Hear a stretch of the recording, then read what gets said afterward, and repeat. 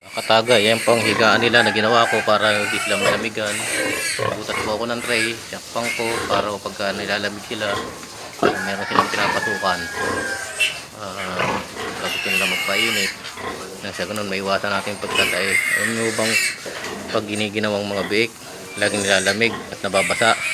Posible yung magtay sila sa niyo ng kanilang kamatayan. Kaya sa unang araw, hanggang sa 14 days napakasilan po ng mga biik na yan, kaya kailangan nung nating ingatan kasi kasuing maigi, kailangan laging malinis ang kanilang kulungan pati kanilang higaan natin. Kung basa o madumi, palitan natin ang sapin, mga katagay.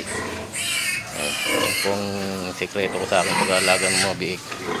Ang inahin, ang ina nila ang dumi, papupunatan po natin yun madumi para maiwasan na din nila yung dumi ng kanilang nanay. Ito po yung biik na lilima lang ang inanak, pero magaganda na po sila. Lulusog. Kung ganyan kalalaki na, inalis ko na yung kanilang tray na higaan. Pwede na ilaw na lang para magamit ko ng ibang biik naman yung tray kung wala naman maraming tray kayo. Tulad sa akin, ilan lang po. Papasok ito, malapit ang mga anak din. Ang katagay, sige. Salamat mga tagay. Sundan nyo uli yung susunod kong video sa magiging masamang anak na to, bagong panganak.